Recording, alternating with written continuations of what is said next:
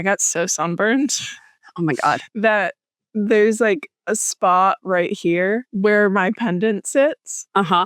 And I got sunburned around it. And yeah, I love that for you. it was tough. It was a tough one.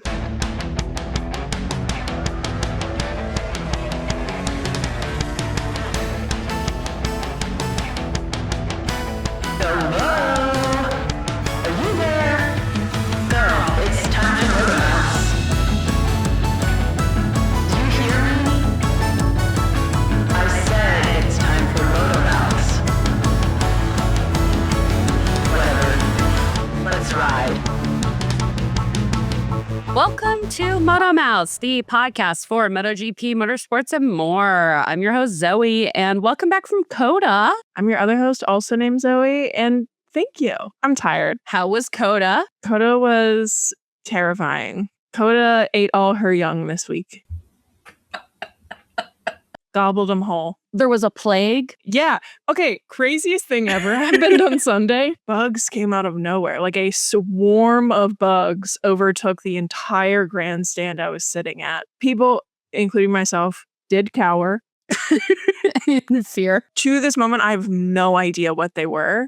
They weren't bees. They weren't like stinging flies, but they were like big enough and round enough that they looked like black little dots. It's crazy. I took a video. I'll send it to you. Like horseflies? No, they were way smaller than that. Smaller than a horsefly, but bigger than gnats, I'm sure.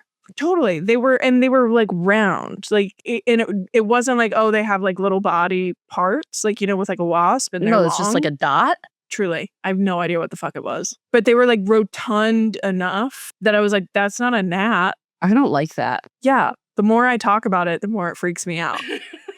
Oh, and when was this? This was Sunday, like during the GP. Oh my God. Like lap 3. Oh no. Foreboding. It was scary. The locusts. No, truly, I was like, so where are the rivers of blood? Where are they? Frogs? Or one big frog? We don't know. It doesn't specify. We don't know. There's one Torah commentator, maybe it's Rashi, I'm not sure. This is back in like the 11th century.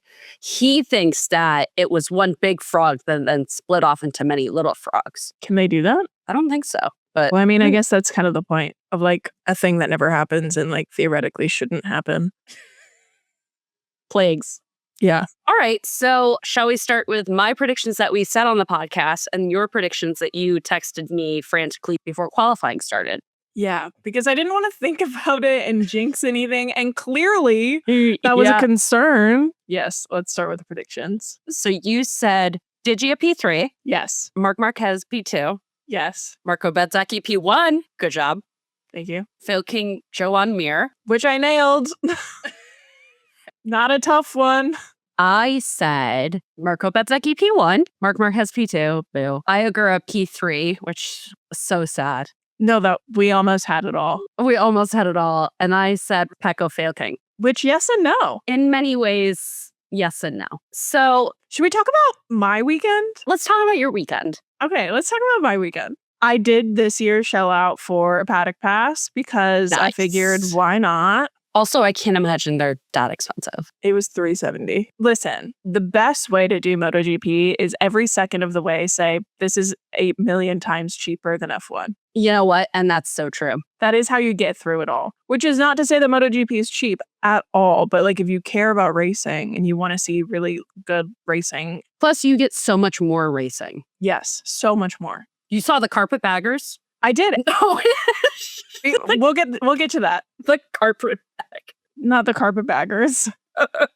I saw the baggers. I think they should be called the carpetbaggers. Okay, so like I said, I did shell out for the paddock pass this year. Ultimately, I think it is worth it and not worth it. If you want to go and like commit to the grind of autograph hunting, paddock pass is for you. Go forth and prosper. If you just kind of want to like be there while shit happens and like point and be like, there's Nadia, like also definitely do that. I was more of the second. I really just loved being there and seeing people walk around. Also, they're all so tiny.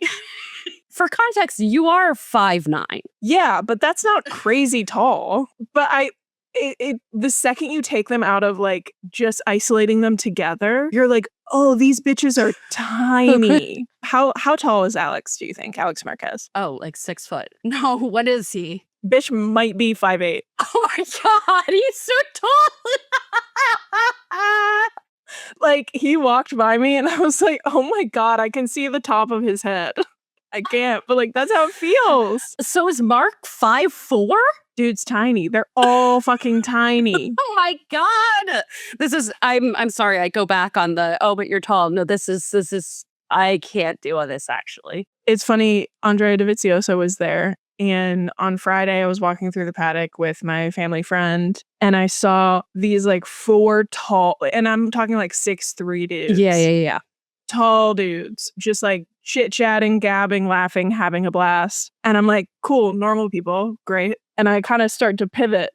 And I see like someone's like 6 head through, like past the waist of one of these really tall guys. And I kind of tilt my head to be like, really tiny, like 5 head, kind of old though. So I'm like trying to like connect the dots. And then I see the Yamaha blue t-shirt and I go, that's fucking Andrea Dovizioso. Dovey. Like, just to illustrate, like, they're supremely tiny when they're around normal people. I think it would be really funny to put Ovi and Dovey next to each other. I think we should do that immediately. I think that should happen yesterday. Get that bitch down to Texas. Or get that bitch to DC. We cannot be having that. So yeah, like all this to say, they're all teeny. Friday, like not a ton of sessions and like running was happening. I mean, we did have free practice 1 and practice 1. So sessions did happen. I think it was just, the day is happening. Things are going on. It was on Saturday deeply, deeply hysterical to watch everyone just cop a toe from one another. Because what happened is that, like, from a Mark specific perspective, he got fucked. Like, he got fucked bad because everybody's trying to get a toe from everyone else. They're all like bunched up in like different little clumps throughout the track. So he got impeded a couple of times. Because he got impeded, he impeded someone else. Like, it was, the penalties were handed out like Halloween candy. It was nuts. And then Sprint Saturday happened, which was so fucking cold in the morning. I ended up buying a hoodie. It was so cold. And I think we all knew this was going to happen if you're a Mark person. He got fucking mad because of everything that happened at qualifying, lost his goddamn mind, committed way too early, crash out in lap 1. In the sprint. After crashing really fucking bad in practice on Friday. Because I feel like we talk about this every time we go to COTA, but COTA actively gets worse in different fun ways every time you go to it. So there are bumps all over the track that just appear. And so when you come to COTA for the first time after the last time you've been there, track's totally different. Yeah. It's something about American infrastructure. Yes, I think that's exactly what it is. Speaking of American infrastructure, Mark's mad. Honestly, this has happened before. It'll happen again. And like, as much as I was pissed, it is this thing like, this is why we love Mark, because he's crazy and because he's emotional about this, because everything he does in the sport fucking matters. It just makes me sad sometimes, Like, you don't get the epic highs without the epic lows, That's is what so Mark true. is trying to say this weekend. And he said that. So he crashed out lap 1 of the sprint, takes Fabio Di Giannantonio with him. Yeah. Objectively funny to me. This sprint had so many objectively funny things. We'll get to the other extremely objectively funny thing. Yes. I was watching the sprint in the amphitheater where the podium is. You were locked in. I was locked in. I had barricade. Front row. Babe. Barricade. And I cannot convey to you how, like, everyone in the amphitheater was so mad. Whole house mad. And everyone just kind of was like, oh, fuck. God damn. They're all just like sitting there like, and we all just kind of were like, I guess we have to watch the rest of this now. So we watched the rest of it. Pecco is having like a better Saturday than he has in a while. Shit's happening. The Yamahas were flopping all over the place. And then all of a sudden, Bez has it well in hand, crashes out. And Pecco comes out of fucking nowhere and loses it all to Jorge Martin. And who cares about all of that? Moving on to the most important part of the weekend. Yeah. We have a new Noted Wheelie Enjoyer. Yeah. We do. Digia has been usurped. It was so funny, but it looked really scary. Yes. Like when it happened, it looked really scary because so Jorge Martin is going down. He's won the sprint. Everybody's so Celebrating. excited. So happy. He goes down a straight, pulls into a wheelie, and then the bike just falls out from under him, starts like cartwheeling down the straight. He lands somehow uninjured, Oh my God. suit inflated, and is like, oh my God. And then has to get scooted in. It was crazy. Everyone's like, Jorge Martin's crashed out. He's crashed out of the wheelie. Bullshit. And it's like, buddy, Pull it together. don't do a wheelie. Did you Pull it not together. see what happened to the last Noted Wheelie Enjoyer, Fabio Di Gianantonio? It was tough. It was real tough. So fucking, like, so glad he's not hurt. Yeah. So fucking funny. Yes. All of the above. Then Sunday happened. Mark got a long lap penalty because he took Digia out from being crazy and mad and upset. Because people hate women. Of course, women can't do anything. God. God forbid a woman does anything. Then there's this deeply, deeply unsettling and funny footage of Mark, who, this is the one thing I will never hear any criticism about Mark for. He does do a really good job of apologizing and being like, hey, my bad. That's on me. He does that. There's this footage of him like explaining what's going on and like what happened to Digia because they obviously had to go see the stewards together. Mark explains, apologizes, explains some more, and they're both kind of like, great. And they kind of both start to turn away from each other to separate. And Digia turns around and goes, did you even break though? Bitchy. And Mark turns back around and is like, explaining what happened again and explaining how it was his fault and he just couldn't stop the bike and like he just went too hard into the corner too hot and washed it out and he's like I was trying, it just couldn't work, whatever. And Digia standing there just kind of listening to him like stone cold. And it is again truly not totally about the words, but it is about the tone where he says you should watch out tomorrow, like in parentheses, where you're going, which I think is a fair thing to say. Like, please watch where you're fucking going, dude. But the condescension was nuts. The parenthetical was not said. No. So he just said, you better watch out. Yes. It was stupid. Who the fuck do you think you are? You're not even the Noted Wheelie Enjoyer anymore. No, you lost that title. So that was Saturday. Saturday night, quick pit stop. I did go and buy some boots from Tecovas. So I walk up to the Tecovas store and there's a line and I'm just like, okay, I am in this weird in South Congress, which is the neighborhood in Austin where a lot of these huge brand stores are. It goes from Hermes down to thrift stores. It's just a very weird place in the middle of being gentrified. Austin's a weird place. Yes. And there's a line. So I'm like, I don't know. I guess maybe there's always lines and there's a lot of people in town this weekend and it's a Saturday night, whatever. So I get in line and I look up at a sign and I look at a sign in a window and it says, welcome Gunther and Tech 3. Oh my God. And I'm like, are you fucking kidding me? Not Tech 3. Can I just please get inside to spend some money? Can I? I would like to pay you money for a product. I would like to exchange my money for goods and services. Please. And so I had to wait in line. And so Gunther was in there, I think, buying a belt. His wife was there. She's beautiful. Of course. Of course. So I was like, that's funny. I had a very strong, very delicious Paloma, bought some boots, and took my little butt home. Perfect. So then Sunday, the actual GP rolls around. We've got our long lap for Mark. We've got a bunch of penalties from everyone who impeded him. Real cascade of penalties. Yes. So Pecco is up at the front. Obviously, Bez and Jorge are up the front. Digia is on pole. As someone who's, finds Digia not entertaining, it was really funny to watch him kind of disappear all weekend. I have to be honest. And in all honesty, it was a really boring GP for a little while there. For the initial start of it, I will say, because I don't know where else this is going to fit, Trackhouse's livery this weekend. Really good. So good. Really so good. I liked how their bottom bit was reflective and then you could see the white and red of the curb flash in it. It was really good. It was really good. Good work. Yeah. Good work, Trackhouse. I'm becoming quite fond of you. Yeah. I've been an Aya girl fan We're since he Aya came up. girlies. We're Aya girlies. But Trackhouse is a team. You're charming me. I can't lie.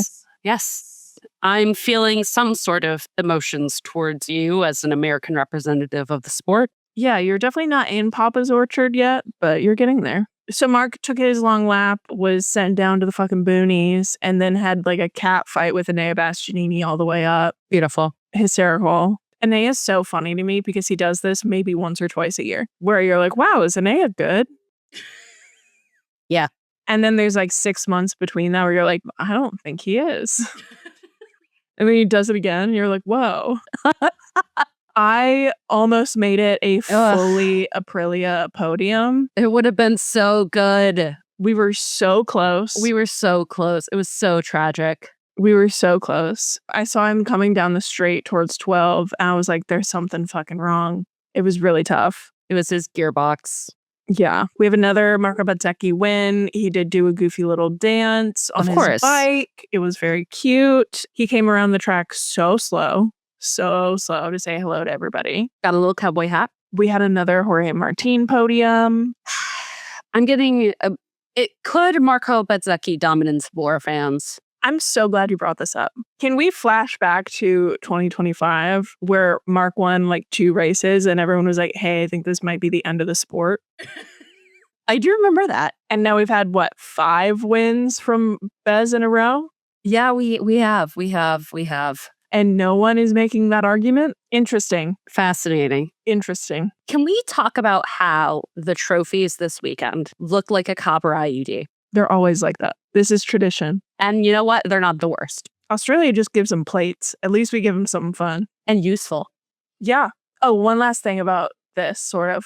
I truly was watching this race the most stressed out I have ever been in my life, which I don't know why I wasn't expecting it, but I think it really took me by surprise to the extent that I was sitting there, fingers crossed, like Julia always does in the garage, hands shoved under my legs so I couldn't move that much.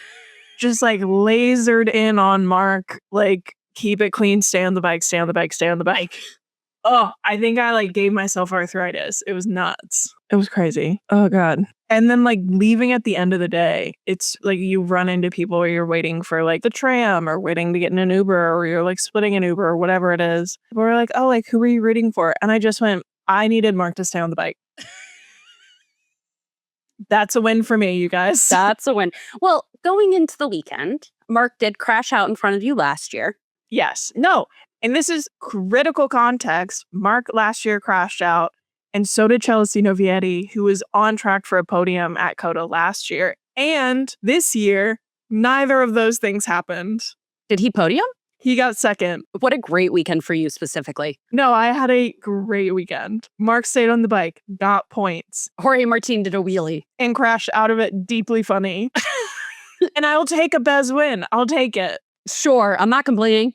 I'd rather have a Bez win over a Martin or Digia win any day of the week. Any day of the week. Carpetbaggers. Okay, so I was kind of resistant to the baggers all weekend, and then I got there on Sunday and got there early because I just wanted to hang out in my seat for a while, and I caught the end of the baggers race.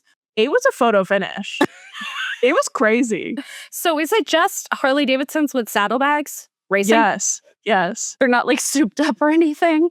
Maybe, I don't know. And is it just the saddlebags add a challenge? Yeah. Beautiful. I had fun, is all I can really say. I wasn't expecting to, but I had fun. And they aired the podium interviews. And one of the guys was like, we're going global by the end of the year. And I was like, and I think he was Brazilian. I was like, okay, yeah, why not? I'm having fun. Cheers to that, King. Oh, it was funny. I'll drink to that. Oh, it was so funny. I do have things I want to say about safety. So anything else from COTA? Oh, they had Nicky Hayden's bike there. That's nice. In the paddock. They had his bike and his leathers in the paddock. And then before the actual race on Sunday, Mark went over and gave it a little kiss. Oh, it's a Repsol bike, Repsol Honda. And Nicky was always very, very sweet to Mark when he was coming out. I met Celestino Vietti. No, you didn't. Why didn't you tell me this? Oh, he is so cute. Well, I met a bunch of people. Let me tell you. Yeah, tell me, who did you meet? Well, I met Dovey. I said hello. Oh, okay. Buried the lead on that. I met Frankie. He looks like a normal height. Yes. Yeah. He's taller than me. This was also really funny about being in the paddock where it's like, I was trying to, like, I kept feeling this emotion of like, oh, I'm better than you guys. I know who Frankie Carcetti is. I'm not like other fans. She's not like other girls. Which is like not a helpful emotion to feel. Did you meet Maximo Quiles? No, but I saw him like multiple times and I was like, the child. Like Danny Holgado was just walking around, Manu Gonzalez, like, and I just like, no one was reacting to this. Like Nadia was walking around and I'm like, oh my God. And like everybody's Davide like was walking around. No one stopped him. It's just like shit like that where I'm like, Pecco's great. Sure. But I'm just like, do you guys not see? Like these are also important people. Yes. Who else? Who else did you meet? I'm learning all of this for the first time. Who else did I meet? She didn't meet Mark. I would know if she had met Mark. I saw Uchiyo from afar and I was like, I need a Etsy witch now. You're like, stay away. Oh, I saw Paul Espargaro running around on Friday and I kind of saw him and was like, oh, I'll probably see him again at some point in the weekend. And like, I love Paul. Didn't see him again. I was like, where the fuck is he? He was hiding. I saw him like 3 times on Sunday, but he was in front of a camera working the whole time. So I was like, obviously I cannot go over and interrupt. And then I saw him after like a segment that he filmed with his coworker, like the other co-host for DAZN. They were just like walking around and I like ditched all of my stuff and ran over. I like kind of ran over. I was like, hi, like I am such a huge fan. Would you mind if I got a selfie? And as I'm speaking, his co-host starts to like not walk away, but like separate from him in advance of like me being like with Paul. And I kind of was like, with both of you guys, like, please. And it wasn't even in reaction. I was just like, I really like you guys. Yeah. And she goes, oh my God, yeah. And they were both really sweet. And then I met Nadia. I was walking in the same direction as her. Shut the fuck up. Really? Or no, we were walking like opposite directions and I saw her and I was like, other than Dovey, the only person I got really starstruck by. Yes. Oh my God. And so I was like, can I, because she does not speak English. Not a lick. And I just kind of like held up my phone. I was like, hi, selfie.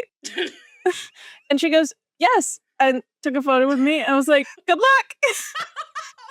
Queen. There's something else I didn't tell you and I didn't take any photos. Okay. I told you I kind of ran into Alex and it's because I was over by the buses where they go and hang out when they're not working. And so I got him to sign a hat because I just happened to be there while people were doing all of that. And I was like, let me just get on in there, get her done. And then Mark came out a little bit later and I did see him up close and personal and take a photo of some people with him so they could have it. But you didn't get a photo. No, because I'm not crazy. Joan Mir almost ran me over on his little scooter. And in many ways, you are very similar to many MotoGP riders. Totally. And then here's the last thing. It's crazy the animal magnetism Johan Zarco has in person. I've been feeling crazy. It. You'll never forget him again. I won't. He is so hot. I don't know what happened. It's unfortunately, that's what happens when you're French. My life flashed before my eyes because Joan Mir almost killed me. Yeah. And so I'm like, wow. And then not even 30 seconds later, by the way, Joan Mir, not even driving his own scooter. Wow. Lame. Johan Zarco starts on his scooter towards me, clearly riding his own scooter, driving it himself. I kind of like make eye contact with him and I just kind of smile and like, hey, as I move out of the way. And he, as he passed, stubbled dimple, like on blast, winked at me. Oh my God, shut the fuck up. I was like, I have to go. And I left the paddock. The only appropriate response. I was like, I'm done. That's the end of my weekend. I think I'm going all in on Zarco. I was like, I don't know what happened. I don't know what happened. He's really hot. Handsome man. A handsome man. Okay. And now we have a month-long break. Incredible. I guess that brings us to the great wide world of motorsports. And I just want to start by saying, Kimi Antonelli, youngest person ever. Kimi Antonelli, baby that should be protected at all times, according to Toto Wolff. If you're old enough, talented enough, and wheel enough to be leading Mercedes in the way that he is right now, You're a pro athlete. You have a great team behind you who's obviously cares about you a lot. You don't get to be coddled. I think there's a difference between throwing him to like The the wolves press. and the wolves on their car and suits. Right. But I don't think you get to be coddled anymore. You could be coddled when you're on Williams, but you're not.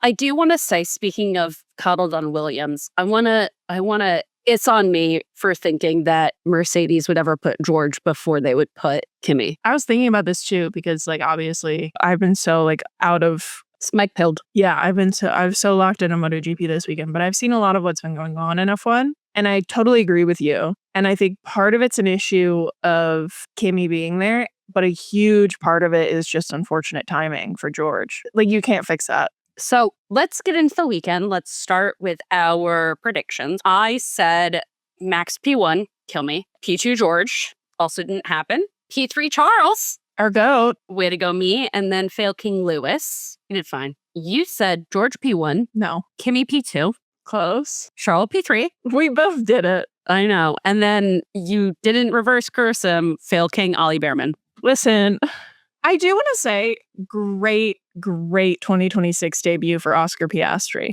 This is where I wanted to start. So we did go racing in Suzuka, but more importantly, Oscar Piastri went racing. For the first time. Period. This year. And you know what? That's a win. That's a win in my books. Not only is it a win, he clearly had 2 races to study because he was the only one who knew what he was doing, I think. Yeah.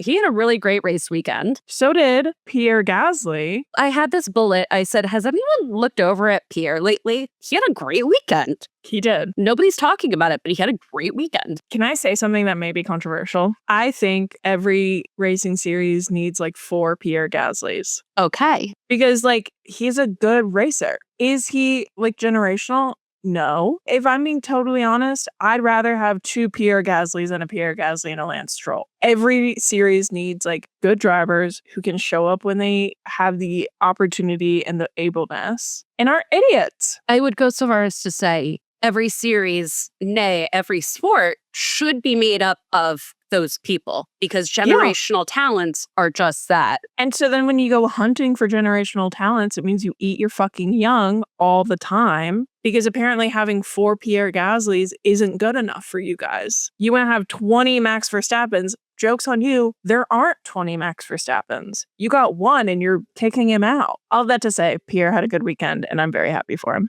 Speaking of generational talents, I want to talk quickly about qualifying and the fact that Kimi Antonelli's qualifying lap was broadcasted, his onboard. I saw this. And then was not uploaded to social media in full. It was cut between trackside cameras and onboards. This follows after a series of situations of people, including Carlos Sainz, calling out Formula One for editing graphics to show a different speed than what is currently happening. To downplay the impact of the new regulations. So this has happened multiple times before. And then F1 comes along and says, oh, there was an error with his onboard. We can't put it up in full. Which, no, I don't think so.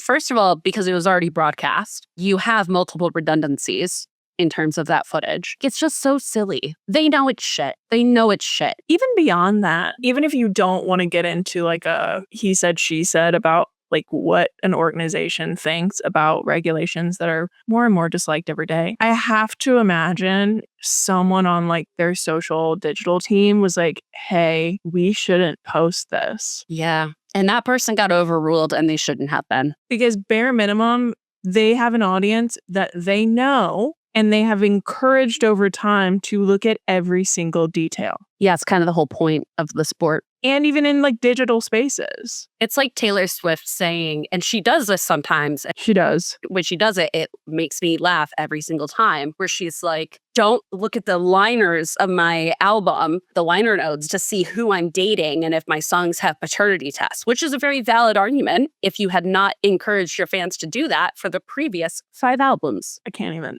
Like, we can't get into it. It's so silly. And that's what this is, silly. Where it's like, I don't understand who in the world thought people weren't going to look at that and like take issue with it. Saw it on F1 on Apple TV, presented by Ford. Built Ford tough. Yeah, Built Ford tough. Built Ford not tough. Built Ford weak. Built Ford bad. Built Ford bad. And this kind of gets into the Max situation about it all, because Max, once again, is kind of like, maybe I retire. Max has moved on to acceptance, and we should all be concerned. No, we should all be deeply concerned. We got to witness the 5 stages of grief, and he is at acceptance, and we should all be very deeply concerned. So I saw people talking about this, and one of the things that, again, we don't have Max's contract in front of us, so I can't say for sure, but he apparently has an exit clause for this year, where if he is not in the top 2 of the title fight by summer break this year, he can leave uncontested, which is insane, contractually nuts. I would love to be a fly on the wall for his lawyers and his agents, because that's bonkers. Yeah. If there's nothing seriously changed by then, I think he's going to seriously consider walking out. I've seen people talking about this from like a Ford perspective. They're like, what do you think Ford thinks of all of this? Because they clearly were like bought in with some kind of relationship with Daniel Ricciardo. That is clear. You cannot dispute that. No, Because not in they've the slightest. continued that relationship with him. And they allegedly gave a lump sum to Max to like confirm that he would have a working relationship with them as well, outside of just the team aspect. And then there's all of these reports that have come out in the last couple of days that you've got like people who've been on the Red Bull team since Sebastian Vettel were there are leaving, citing like irreconcilable differences with the culture of the team and how different it is and how it's not the same people anymore and how no one knows anyone anymore. And the management team and structure is totally different. Not just that the team is different, that Red Bull as a global organization is different because the new head of Red Bull overall, Oliver Mintzlaff, the CEO responsible for sports, and this is from F1 Insider, quote, embodies a different generation of manager and corporate leadership. It fits the picture. Football magazine 11 Front has dedicated its cover story to Red Bull in its current issue. Naturally, it's about football, but one statement can be applied to the entire sports universe of the beverage company. Mitzlaff's impatience with a lack of success of the company is legendary, according to sources. He only knows one management tool, pressure, a former employee is quoted as saying. Even super coach Jurgen Klopp is now feeling the effects, and they are already looking for an elegant way out for him. Will Red Bull clip Verstappen's wings? Great. So we've got a sports CEO who has zero concept of the passage of time and is impatient, which is something you obviously want in a CEO. Correct. A parallel to Formula One is particularly striking this weekend. Verstappen ejected a journalist from the hospitality area, good for him, claiming the former champion felt he was being harassed by him. A day later, Germany's largest tabloid newspaper published 2 reports stating that the 4-time world champion had been summoned to a meeting with team management. General consensus was that Red Bull would not tolerate such behavior, as Verstappen had clearly violated the company's values. The complete reversal is striking. While the Austrians, under the leadership of the legendary company founder Dietrich Mateschitz, always gave their athletes wings, they are now apparently being clipped. So the whole thing with the journalists is also very funny to me, because Max was asked about the like scolding and he had no idea what they were talking about. Okay. So then like people are questioning too, like, did Laurent Mekies like kind of fall on that and be like, no, we're not fucking doing that. Mm-hmm. The journalist thing, just to like quickly touch on that, it was not an F1 conference. It was a Red Bull press briefing, kind of. Which they'll do. Well, yeah, which they can do. And so it was within the Red Bull hospitality, and it was led by Max. At his will, even. Do I love the precedent of ejecting journalists from like a quote unquote free press space? No. But also, that's not a free press space. Exactly, which is the issue. And I think Max's point is sound, because his whole kind of thought process was, if you're disrespectful to me, you don't get entry into a space that you're not entitled to. 100%. I think a lot of people hold issue with his reasoning, because I think a lot of people are conflating disrespect with pushing for the truth or pushing for an answer. And that's not what Max had a problem with. Max had a problem with someone maliciously laughing at him for something that was like a sport result. Regardless, I think that this is a common misunderstanding of both freedom of speech and freedom of press. I agree. You have every single right to ask Max that question. Totally. You can laugh at him as much as you want. Likewise, Max has every single right, inalienable right, in fact, to not answer that question. In the US. In the US, in most countries, even if he were in a court of law and asked this question and he is under oath, he can still choose not to answer it. That is an inalienable right that he holds and will hold. He has the right to revoke consent at any point in time to the reporter-subject relationship. It is in the ethics and bylaws of journalism. This is a non-issue. Him kicking a reporter out of his unofficial press conference is a non-issue. Even if it were the official F1 press conference, he could not throw him out, but refuse to answer his questions, which he's done before, and he has every single right to do. Yeah, he's done that before many times. He may incur fines. It may reflect poorly on the company. The company has every right to stupidly say, hey, don't do that. But still, as a human being, he has the right not to answer that. This happens around the same time that Lewis Hamilton also pushed back on a photographer, kind of being like, hey, like, I need you to back up. When you're in our face while we're trying to answer questions, it's actually very distracting and we can't answer questions. So then I don't know what organization, but an organization that represents like press and journalism in motorsport made an official statement saying they're officially concerned about the precedent being set in F1 right now against journalists and photographers because of those two incidents. Listen,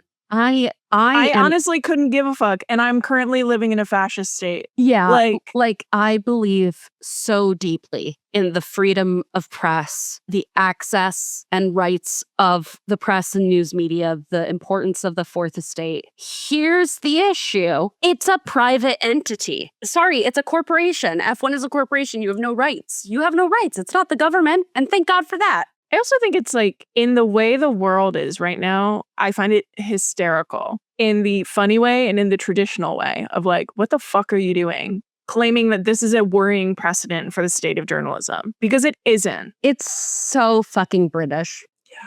Just because you're an asshole and you get kicked out from a space and then someone says, hey, can you please back up? You're very distracting. You're now concerned about the state of respect for journalism. Fuck off. Do you know why it is though? Straight up, it's because they don't have full freedom of press. Like, they don't know the full extent of it. Like, you can still be held accountable and held liable for writing criticism of the king in the United Kingdom. They do not have the extent of freedoms of press and speech that you do in the United States. Wow, skill issue. Is it ever enforced? I'm not sure. It has been. We took issue with it. We did. But I do genuinely think that there's this attitude around the news media, especially photography and paparazzi in England, that because there's not the fullest extent of freedom of press, it's almost like they don't think that there's any consequences at all because they won't take the final step of being like, hey, you can't do that. I'm the king and I say so. Meanwhile, in the United States, your actions have consequences. That's what free speech is. Like, it's against you and the government.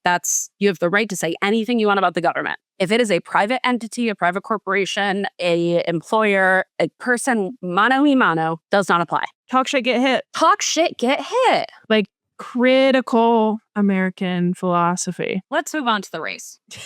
Now that we've had Ethics 101. Yeah, thanks for sticking around. Start was crazy. Let's skip ahead to Ollie. The footage of this is horrifying. Everybody said there would be a crash. No, and we talked about this. Do you remember? We talked about it. I think it was Carlos who said, like, there will be a crash and it will be incredibly dangerous. Yes. But even before Carlos's comments, like, you and I talked about it. Yes. Everybody said there's going to be a crash. There was a crash. It was horrifying. It was very scary. It very much was like a Max 2021 Silverstone kind of crash. Thankfully, he didn't roll or anything. He experienced a shit ton of negative Gs, though. 50 Gs, which is not good. Max experienced very bad. 51, I believe. And then has later said that he was driving concussed for the rest of the season, basically, is how that happened. Was having vision issues while doing so. Yes. Which is not good. Horrifying. It seems like Ollie, I mean, I would be shocked if he didn't have a concussion. I don't think that was reported on, but he does have like a knee contusion. My guess is we'll hear more about his status in the next couple of weeks, but since we have a month off. The result of this is that on April 9th, the FIA will be, quote unquote, reviewing the new regulations as a result of this crash. Oh, their nothing burger statement. I'm not holding my breath. I'm not either. Can we talk about Carlos Sainz for a second? Please. First of all, horrible new haircut. I didn't even notice it. Oh my God. Go look right now. Is it on Instagram? It's everywhere. Why did he do this? It's horrible. It's so bad. What's going on? What is he going through? His early 30s. Bitch, me too. Calm down. I'm so stressed I keep hitting the wrong Carlos. Why does he look like that? It's not good. Wow, and it's so recent. It's so bad, and it's so recent. It's a Shane haircut. Why does he look like that? It's not good. He looks like he should be a Deloitte.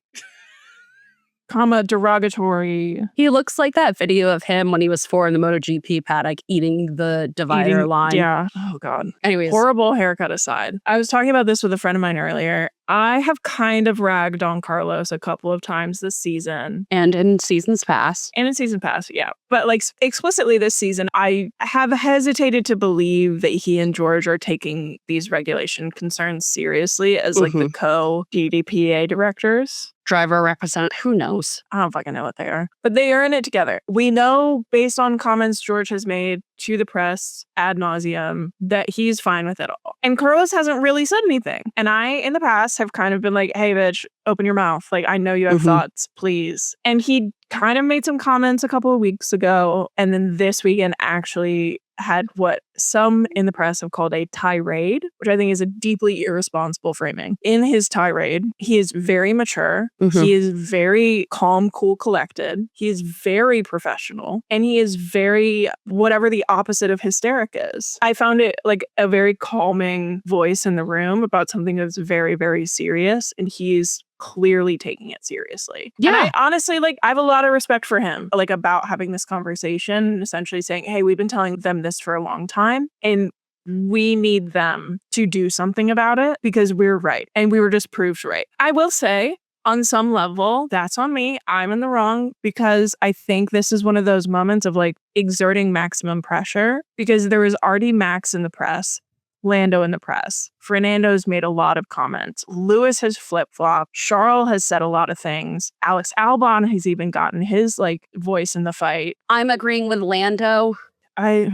Scary. But there's a lot of big voices that are publicly just like knocking the FIA around. And in retrospect, Carlos's voice publicly in that way wouldn't have done anything. It just would have been something else. I do really respect him a lot more for being like, we're having these conversations behind the scenes all the time. We have communicated these issues. And he is now going public saying, we told them this would happen. We've had these conversations. The mature, measured response is never the loudest, but it is the one that opens the door. And when the mature, measured response doesn't work, that's when you start yelling. And like, yeah, that was backwards. But also, what are you going to do? Tell Max Verstappen to not say shit? You try that. I think Carlos knew that was never going to happen. No, of course not. Okay, anyways, back to the race. So George gets fucked over by the Ollie Behrman safety car. He's upset. Kimi gets into the lead because of the safety. Like, it's not good. It's bad racing. Like, it's genuinely. Well, it's not racing. It's not racing. It's cars going in a circle. I don't want to talk about it. It's not good. It's not entertaining. It's not fun. I saw a lot of people talking about this with Charles, where kind of a continuation of his point a couple weeks ago about how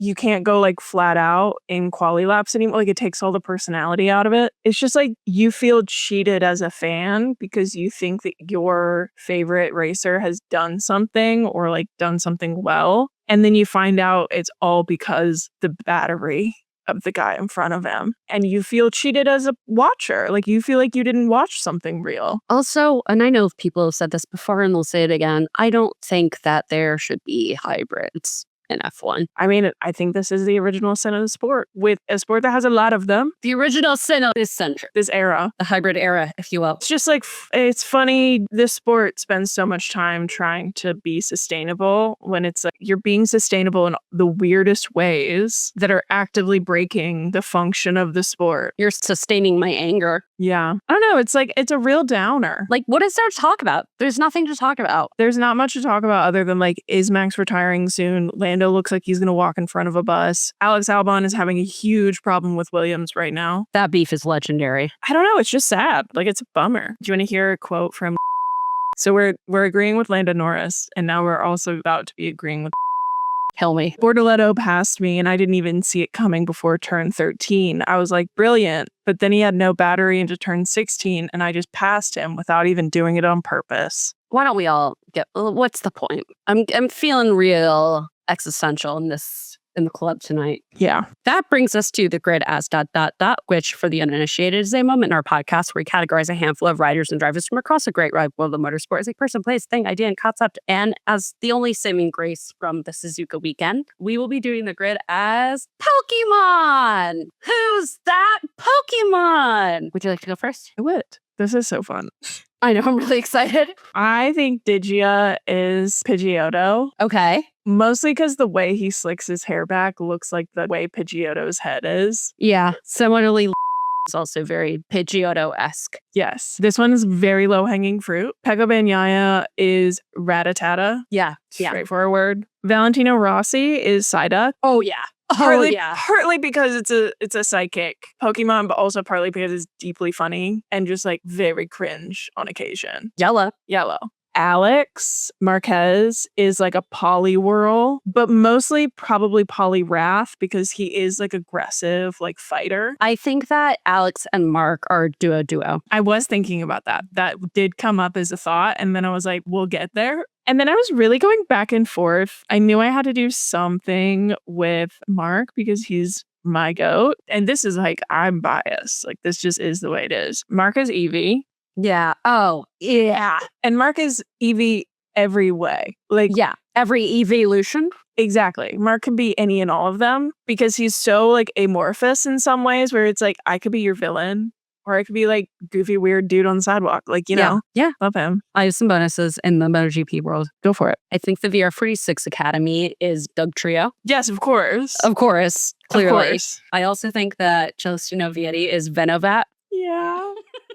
I do love the idea of him as Venonat. And then evolving into like a butterfly. So cute. So cute. And then this is extremely low-hanging fruit. But Pierre Gasly is Gasly. Yeah, of course. Of course. Come on. Who else is there? Fernando Alonso is Electrode. Clearly. Yeah. Ollie Behrman is Teddy Ursa. Yeah.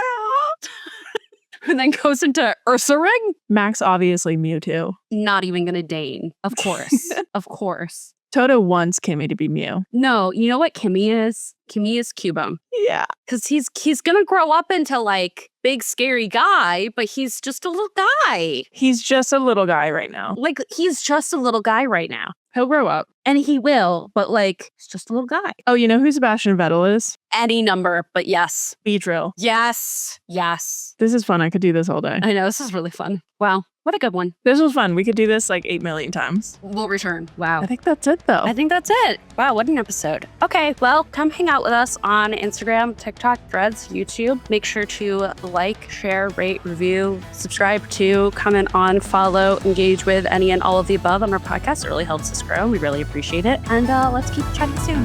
Okay, bye. Okay, bye.